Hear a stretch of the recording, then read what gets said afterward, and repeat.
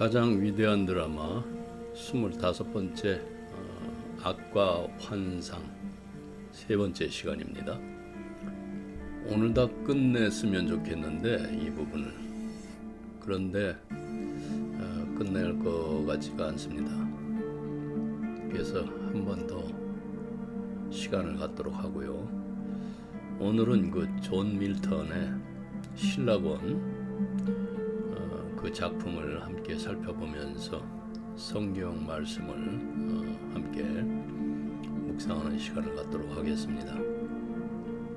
존 밀턴의 신라권은 그 영국 사람이죠. 신학적 그 서사 시인입니다. 17세기 사람인데 기독교 신학과 인간의 그 자유의지 문제를 깊이 탐구한 사람입니다. 영문학에서는 그 최고 고전 중 하나죠. 이 신라권이라는 것이 내용이 이제 인간과 사탄 그리고 타락과 구속을 다룬 장대한 서사시 그런 평가를 받고 있습니다. 그런데 재미있는 사실은 끝까지 읽은 사람이 많지 않다는 겁니다. 왜냐하면 이 책은 정말 어렵습니다. 12권으로 이루어진 그 장대한 시고 또 문장은 길고 그것도 철학과 신학이 깊이 들어 있습니다. 그래서 영어로 읽는 사람들조차도 중간에 포기할 만큼 아주 복잡한 작품입니다. 하지만 여러분은 읽지 않아도 걱정할 필요 없습니다. 왜냐하면은 이 작품이 우리에게 주는 메시지는 숫자나 길이가 아니라 이야기와 그 의미 속에 있기 때문입니다. 성경 말씀에 익숙한 여러분들은 쉽게 이해가 될 것입니다. 오늘은 이 작품의 그 핵심 줄거리를 가지고 성경적 관점과 함께 좀 풀어보겠습니다. 이 신라권은 이야기가 천사들의 세계에서 시작이 됩니다. 이제 교만의 시작부터 시작이 되는데요. 천상의 반역으로 인해서 하나님께서 천사들을 창조하시고 그중 가장 아름답고 지혜로운 천사가 있었습니다. 그가 바로 루시퍼, 훗날 사탄이 되는 존재이죠. 루시퍼는 자신의 아름다움과 능력에 빠져서 이렇게 말합니다. 하나님이 아니라 내가 왕이 되겠다. 이것을 성경은 이렇게 기록합니다. 내 마음이 교만하여 내 지혜가 허물어졌다. 그렇게 에스겔서 28장 17절에서 한번 보겠습니다. 본문을 17절 말씀 에스겔 28장 내가 아름다움으로 마음이 교만하였으며 내가 영화로움으로 내 지혜를 더럽혔으며 내가 너를 땅에 던져 왕들 앞에 두어 그들의 구경거리가 되게 하였도다. 네, 하나님의 말씀입니다. 그의 반역은 단순한 권력 다툼이 아니라 창조주와 피조물의 질서를 거부한 영적 오만입니다. 결과적으로 그는 하늘에서 쫓겨나고 그를 따르던 천사들과 함께 지옥으로 떨어집니다. 지옥에서 그는 이렇게 외칩니다. 하나님께 복종하느니 차라리 지옥에서 왕이 되리라. 이 한마디 속에 인간 마음의 본질이 들어 있습니다. 하나님 없이 살 수 있다고 믿는 자기 중심의 자유. 이것이 바로 타락의 씨앗입니다. 교만입니다. 그래서 그 에레미야 17장 9절에서 보면 하나님께서 이제 사람 마음이 완악해서 스스로 알지 못한다고 말씀하시죠. 그 9절 본문이 만물보다 거짓되고 심히 부패한 것은 마음이라 누가 능히 이를 알리오마는. 네, 이렇게 성경은 말합니다. 인간에 대해서 다음은 이제 사탄이 인간을 찾아가는 장면이 나옵니다. 인간의 타락과 그 유혹은 늘 선한 것처럼 보이죠. 바로 아담과 하와가 있는 에덴 동산으로 갑니다. 사탄은 이렇게 말합니다. 하나님처럼 눈이 밝아질 것이라고 그 창세기 3장 5절에서 본문을 좀 보겠습니다. 너희가 그것을 먹는 날에는 너희 눈이 밝아져 하나님과 같이 되어 선악을 알 줄 하나님이 아심이니라. 듣기에 참 달콤합니다. 마치 지혜와 자유를 준다는 약속처럼 들리죠. 하지만 이것은 순종을 깨트리는 유혹입니다. 하와가 금지된 선악과를 먹고 그것을 또 아담도 주지요. 그래서 아담도 함께 먹습니다. 그 순간 인간 안에 죄가 들어오고 하나님과의 관계가 끊어집니다. 그래서 로마서 5장 12절에서는 그러므로 한 사람으로 말미암아 죄가 세상에 들어오고 죄로 말미암아 사망이 왔으니, 밀턴은 이 장면을 아주 장대하게 그리면서 인간의 그 연약함과 자유의 비극을 보여줍니다. 자유의지는 하나님께 순종할 때만 생명을 주지만 하나님을 떠나면 자기 파괴의 도구가 되어버립니다. 하지만 여기서 끝이 아니죠. 그래서 은혜가 이제 타락보다 깊다는 것을 그 구속의 약속을 이제 받습니다. 하나님은 인간을 심판하시면서도 동시에 구원의 길을 열어주십니다.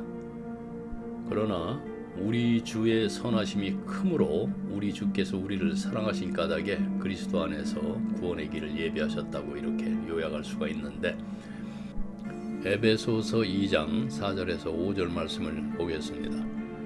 긍휼이 풍성하신 하나님이 우리를 사랑하신 그 큰 사랑을 인하여 허물로 죽은 우리를 그리스도와 함께 살리셨고 너희는 은혜로 구원을 받은 것이라.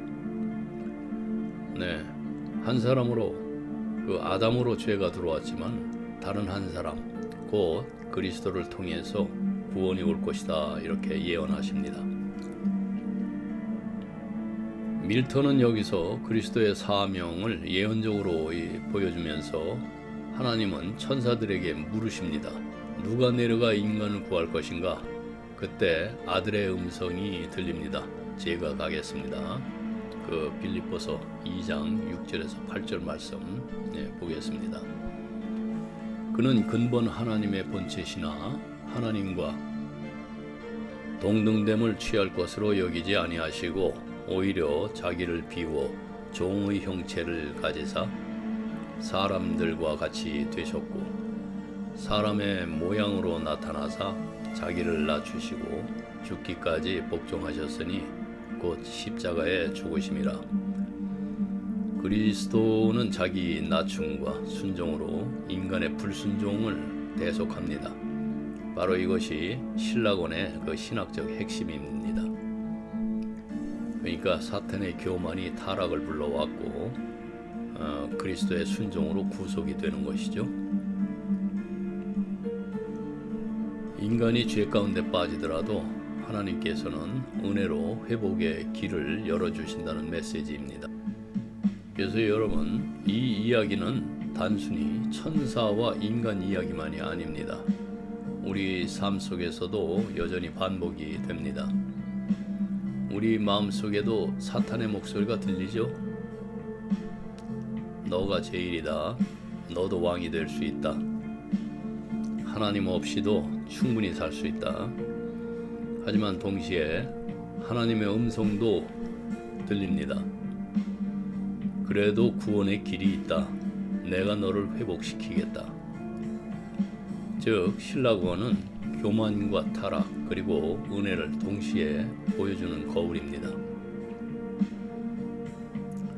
그 이야기 속에서 우리는 인간의 본성과 죄 그리고 하나님의 사랑과 구속을 깊이 깨달을 수가 있습니다. 그래서 이 신라고는 어렵지만 그 메시지는 단순합니다. 교만은 파멸을 낳지만 순종과 은혜는 회복을 이룬다. 이 말씀입니다. 우리가 매일 마주하는 선택, 유혹, 그리고 자유 속에서도 하나님은 늘 회복의 길을 열어 두셨습니다. 그 밀턴의 장대한 서사시가 오늘날까지 우리에게 생생한 이유가 바로 여기에 있는 것입니다. 이 신라권 속의 사탄이 흥미로운 이유는 단순히 악마이기 때문이 아닙니다. 그는 교만과 반역이라는 그 근원적 죄를 지는 존재이지만 동시에 그 안에는 인간이 본능적으로 경외심을 느끼게 하는 그 장대함이 있습니다. 그는 천상의 권위를 거슬러서 스스로의 자유를 주장하고 지옥의 어둠 속에서도 내가 차라리 지옥에서 왕이 되리라 이렇게 외치죠. 이런 대사는 독자에게 아주 읽는 사람들이 묘한 감정을 일으키게 합니다. 한편으로는 그 비극적 당당함에 감탄하면서도 다른 한편으로는 그 안에 깃든 절망을 느끼게 합니다. 그러나 바로 여기에 철학적 통찰이 좀 숨겨져 있습니다. 그 작가가 그린 사탄의 위험은 도덕적 실제가 아니라 미학적 장치, 즉 서사적 환상입니다. 그의 고통은 불가피한 숙명이 아니라 스스로 선택한 결과이며 그의 불굴의 의지는 결국 자기 파괴의 의지입니다. 사탄의 장대함은 진리로부터의 분리를 가장 극적으로 보여주는 비극의 형태인 것이지 결코 숭고함의 실체가 아닙니다. 문제는 오늘날 우리가 악이나 사탄을 생각할 때 종종 이런 문학적 허구가 만들어낸 그러한 이미지를 통해서 사고한다는 데 있습니다. 수많은 예술작품과 영화, 또 시, 심지어 대중음악 속에서 악은 금지된 자유의 상징처럼 묘사됩니다. 하지만 이러한 서정적 묘사는 실제의 악을 미화하고 파괴의 그 본질을 감각적인 이미지로 치환시킵니다. 우리가 사탄에게 느끼는 일말의 동정이나 그 매력이라고 그럴까요? 이런 것들은 그의 본질을 이해해서가 아니라 그 연극에 매료되었기 때문입니다.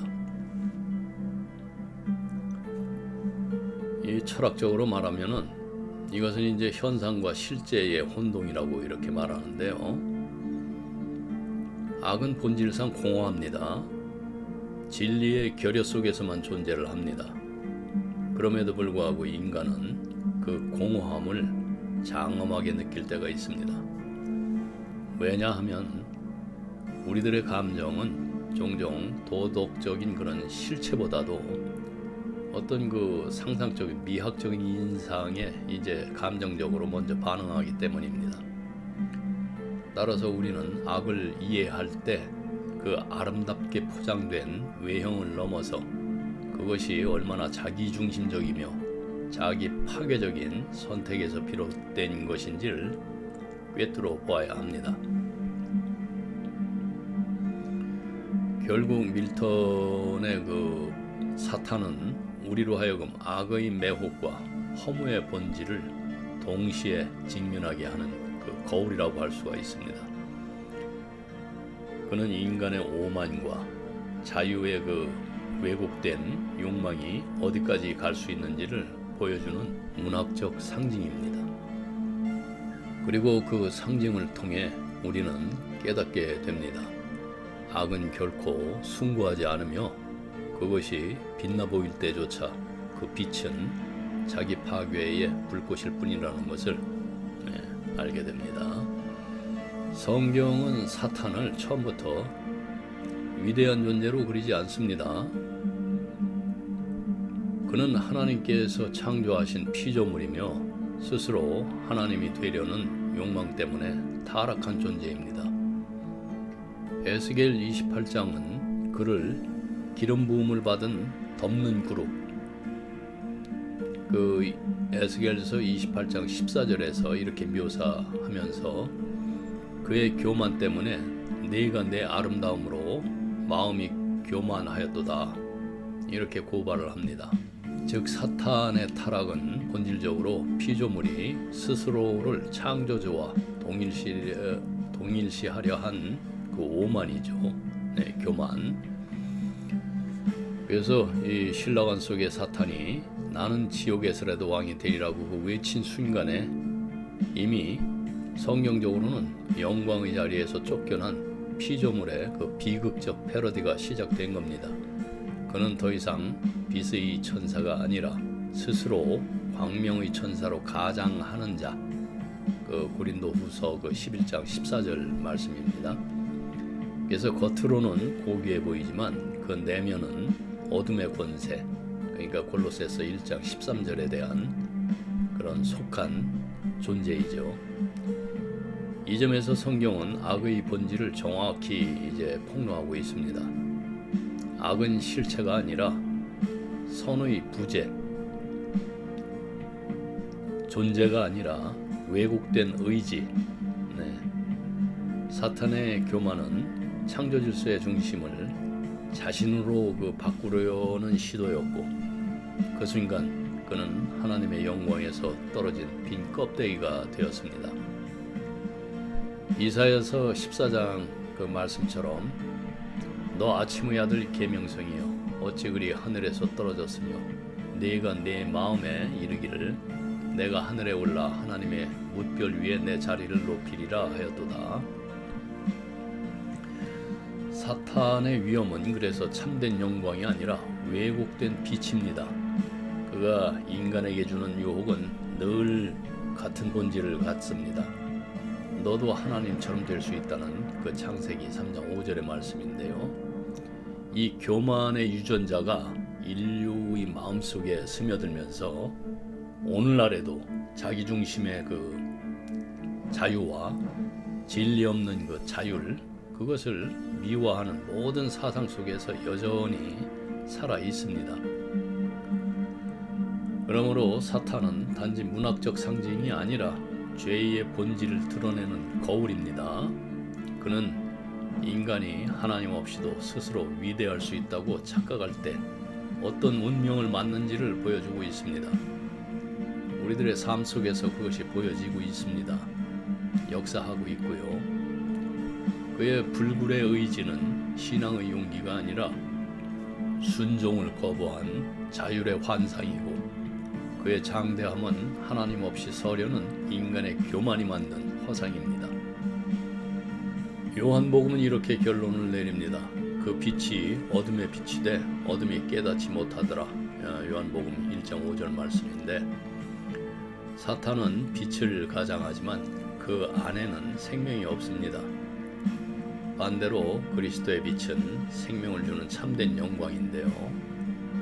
하나님께서 보여주신 영광은 반역과 오만의 장엄함이 아니라 겸손과 순종의 영광이죠. 그래서 빌립보서 2장은 예수 그리스도를 이렇게 찬양합니다.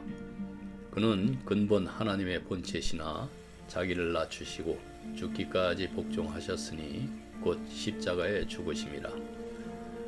네, 바로 이것이 진짜 위대함이며 악의 거짓된 장대함과 완전히 대조되는 신적 영광입니다. 사탄은 자기의 높임을 통해서 타락을 했고, 그리스도는 자기 낮춤을 통해서 구원을 이루셨습니다. 그것이 악과 선, 교만과 사랑, 어둠과 빛의 근본적인 차이입니다. 어쩔 수 없이 우린 이 이분법적인 나눔으로 인해서 이해할 수밖에 없습니다. 즉 밀턴의 사탄은 단순히 악마가 아니라 인간이 쉽게 감탄하고 동정하게 되는 허망한 위대함의 상징이자 교만과 선택의 결과를 보여주는 실체인 셈이죠. 이 점을 기억하면은 그 문학 속에서 악마를 다루는 그런 단순한 흥미거리로 보는 것이 아니라 여러분들이 신학적, 심리적 의미까지 생각하면서 이해할 수가 있습니다. 그래서 한동안은 사람들 사이에서 밀턴의 그 신라곤을 읽고서 그 작가가 마치 사탄 편에 선 것 같다라고 말하는 게 유행처럼 번졌던 때가 있었습니다. 왜냐하면 밀턴이 워낙 그 문장과 옥면적인 표현으로 사탄을 그렸기 때문인데요. 그가 묘사한 사탄은 너무 당당하고 말도 잘하고 또 어떤 면에서는 아주 비극적인 영웅처럼 보였습니다. 그래서 많은 사람들이 착각을 합니다. 밀턴은 사탄에게 동정하고 있구나. 사탄이 마치 진짜 주인공인 것 같아. 이렇게 말이죠. 하지만 이제 훗날에 C.S. 루이스 같은 이들이 그 오해를 바로잡습니다. 그들은 이렇게 말했습니다. 밀턴은 결코 사탄을 미워하지 않았고 오히려 사탄의 교만이 얼마나 허무하고 자기 파괴적인지를 보여주기 위해서 그를 그렇게 장대하게 그린 것이다. 이렇게 해명을 했습니다. 즉 밀턴은 사탄을 멋지게 그린 것이 아니라 인간이 얼마나 쉽게 그 허세에 매혹되는가를 보여주기 위해서 그렇게 쓴 겁니다. 그는 상상력을 통해서 사탄의 고통을 느끼게 만들었지만 그것이 사탄을 옹호하거나 동정하자는 뜻은 아니었다는 거죠. 오히려 그 화려한 언어 속에 교만의 비극을 감춰놓은 것입니다. 그래서 이 신라곤에서 등장하는 지옥의 위대한 귀족들의 그 화려한 모습이 단지 이야기 속 설정일 뿐이라는 것을 분명히 알고 있습니다. 현실에서 사탄과 악은 결코 장대하거나 고귀하지 않습니다. 오히려 흉측하고 음란하며 죽음과 죄의 상징으로 가득 차 있죠. 예를 들어서 이 밀턴은 이렇게 표현합니다. 두꺼비처럼 쪼그리고 앉아 이브의 귀에 가까이 다가가라. 또 혹은 배로 기어다니는 뱀, 죄의 그 흉측한 애인이자 죽음의 아버지. 이러한 장면은 단순한 설정 이상의 의미를 줍니다. 밀턴은 자기 자신을 속이지 않았고 독자도 속일 수가 없었죠. 그는 악마의 본질을 장대함이나 위험이 아니라 그 소위 말하면 영화 속에 그 깡패들이 그 멋지게 보이는 게 아니라 어떤 영화는 또 뭐 깡패 두목이 그 살인범을 경찰과 함께 잡는 뭐 그런 영화도 있어요. 그 흉측함과 교활함 속에서 명확히 보여주고 있습니다. 악마라는 것은. 그래서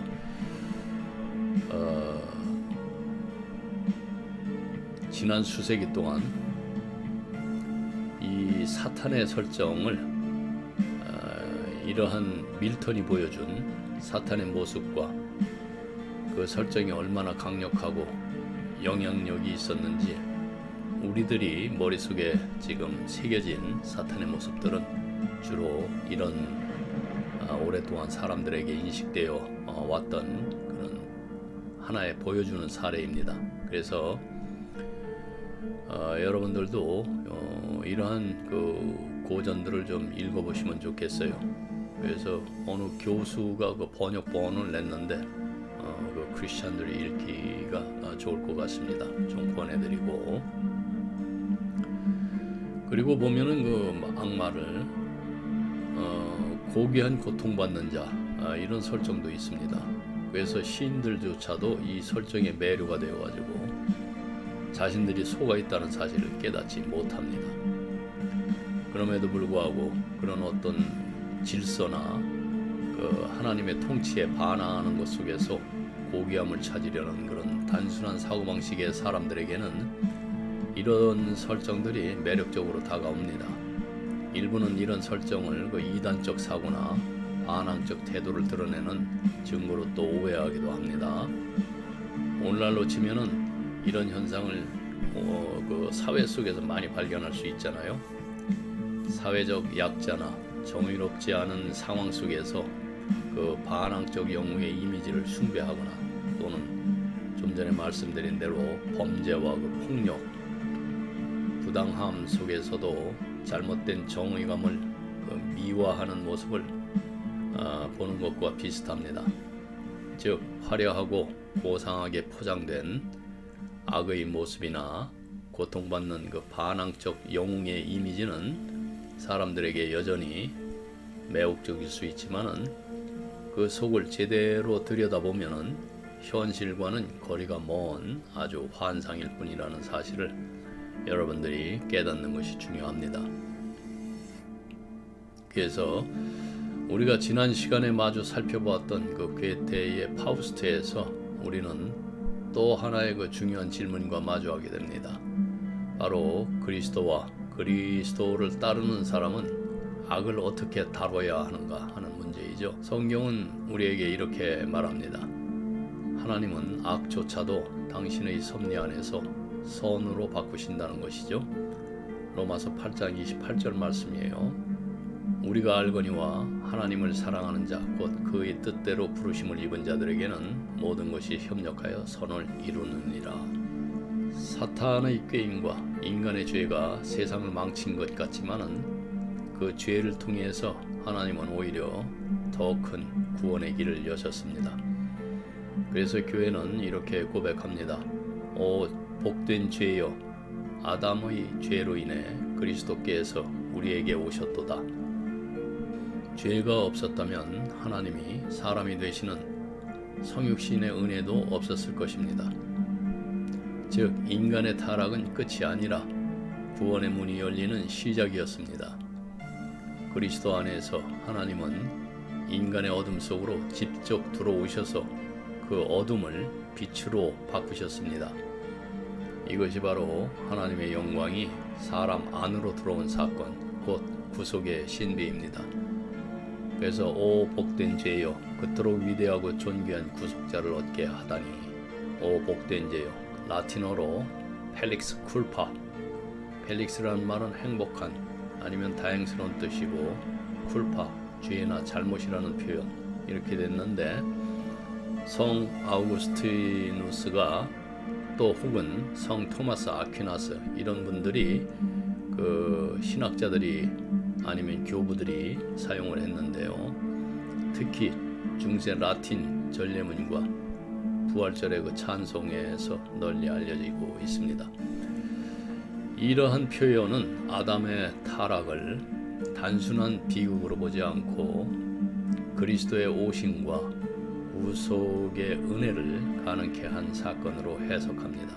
즉 죄가 있었기에 구원이 가능했고 그 구원은 더 큰 은총이라는 그러한 신학적인 역설입니다. 하지만 여기서 중요한 점은 악이 단순히 선의 수단이 되었다고 해서 그 자체가 덜 악하다고 할 수 없는 것이죠. 예수님께서 말씀하셨듯이 인자는 간다. 그러나 인자를 배반하는 그 사람에게는 화가 있으리라. 그러니까 악은 선의 계기를 제공할 수 있지만은 그 자체로는 여전히 악하고 저주받을 만한 것입니다. 문제는 여기서부터 시작이 되죠. 어떤 사람들은 이 사실을 가지고 악이 선의 계기이므로 좋은 것이다 이렇게 주장하게 되는데 잘못된 거죠. 이것이 바로 그 한 걸음 한 걸음 이제 잘못된 논리로 들어가게 됩니다. 이러한 생각에서 새로운 이미지, 새로운 설정이 생겨나게 됩니다. 이런 설정 속에서 악마는 마치 신성한 과정의 그 일부인 것처럼 보이기도 하고, 그는 또 우주 질서 속에서 권력자가 마치 야당을 통제하기 위해서 배치한 감시자처럼 행동하면서 사람들을 시험하고 깨우는 역할을 맡습니다. 그래서 괴테는 이런 악마적 역할을 신의 입을 통해서 아주 분명하게 표현했습니다. 그 괴테의 그 파우스트 제1부 서원에서 나오는 구절인데, 하나님께서 인간을 너무 쉽게 게을리지 않게 하기 위해서 메피스토펠리스를 허락하시는 대로 하는 그런 대목인데요. 제가 한번 읽어드리고 마치도록 하겠습니다. 인간은 너무 쉽게 게을러지고 안주하려 든다. 그래서 나는 그를 자극하고 흔들어 일하게 만들 것을, 그러한 벗을 붙여주었다. 그가 바로 악마다. 여러분, 인간은 참으로 쉽게 나태해집니다. 열심히 활동하다가도 금세 쉬고 싶어하고 또 편안함과 안락만을 사랑하게 되죠. 바로 그래서 인간에게는 특별한 그 자극자가 필요합니다.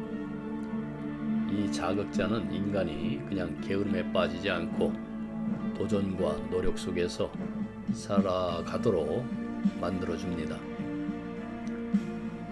괴테의 파우스트에서 이 역할을 맡은 존재가 바로 메피스토필리스였습니다. 물론 이름은 악마이지만 여기서 악마는 단순히 사악한 존재가 아니고 인간을 시험하고 인간이 아니라며 머무르지 않게 깨우는 역할을 합니다. 다시 말해서 인간이 움직이고 생각하면서 성장하도록 도와주는 도전자의 그 역할을 하는 것입니다. 그래서 우리가 살아가면서 겪는 어려움, 시험 혹은 마음을 자극하는 문제들은 사실 이런 악마적 동기와 비슷한 역할을 합니다. 그것은 우리를 불편하게 만들고 또 당장 편안함만 쫓는 삶에서 벗어나게 하고 결국 더 큰 성숙과 성장을 이루게 합니다. 결국 이러한 작가들이 말하고 싶은 것은 이겁니다.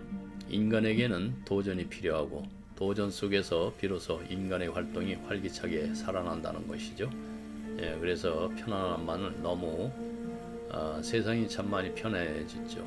그래서 그런 것을 쫓는 삶은 인간을 때로는 무기력하게 만들고 참된 성장과 깨달음은 얻을 수가 없습니다. 그리고 우리는 이러한 사실들에 대해서 어찌 보면 악마의 편에 속했다고 가정해야 합니다. 그래서 사탄이 정확히 이러한 기능들을 행사하는 것으로 보이는 그 욥기가 있죠, 여러분. 그래서 우리가 흔히 나쁜 존재로만 아는 그런 악마, 인간을 해치고 유혹하는 무서운 존재로만 떠올리는데 이러한 악마를 그 작품 속에서 괴테 속에서 보면은 조금 다른 모습이 있습니다. 그는 냉소적이고 때로는 매력적이지만 근본적으로는 낮고 아주 천박한 성격을 가지고 있습니다. 하지만 이 캐릭터가 우리에게 주는 교훈은 단순한 공포가 아니고 메피스토필리스, 그 파우스트에게 지식과 힘, 쾌락과 모험을 약속을 하고 현대 사회로 치면은 이제 주식 리딩방에서 허황된 그 돈벌이를 약속하는 사기꾼, 또 폭력과 마약, 또 인신매매, 권력과 결탁해서 선량한 사람들의 삶 위에 군림하는 그 범죄 집단과도 비슷합니다. 그들은 겉으로는 매력적이고 강력해 보이지만 결국 그들의 끝은 황무하고 무익하며 인간을 파괴합니다. 이런 점에서 메피스토필리스 같은 악마적 자극은 우리에게 현실을 보는 눈을 제공을 하잖아요.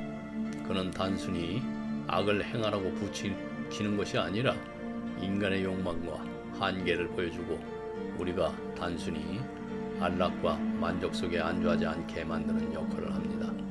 그래서 파우스트가 그의 약속에 현혹되어 지옥으로 가듯이 우리도 겉으로 화려해 보이는 유혹과 권력에 속아 넘어갈 수가 있습니다. 하지만 동시에 우리가 기억해야 할 것은 이런 악마적 도전과 유혹 속에서도 우리는 선택할 수 있다는 사실입니다. 현대사회의 유혹, 돈, 권력, 쾌락, 심지어 정치적 이익과 같은 것들, 이런 것들이 우리 앞에 놓여 있더라도 그것이 인간으로서의 본질과 선을 파괴하게 내버려 두어서는 안 됩니다. 오히려 이런 위협과 도전은 우리를 깨어있게 하고 또 성장하게 만드는 필요한 자극이 될 수 있습니다. 그래서 결국 이러한 악마 같은 존재는 겉보기의 매력과 달리 우리에게 중요한 교훈을 주고 또 삶에서 진정 중요한 것은 단순한 쾌락이나 힘이 아니라 하나님과 사람 앞에서 올바르게 선택하고 인간으로서의 책임과 그 선을 지키는 것임을 일깨워 준다는 점입니다. 네, 오늘은 여기까지 하겠습니다. 기도하겠습니다.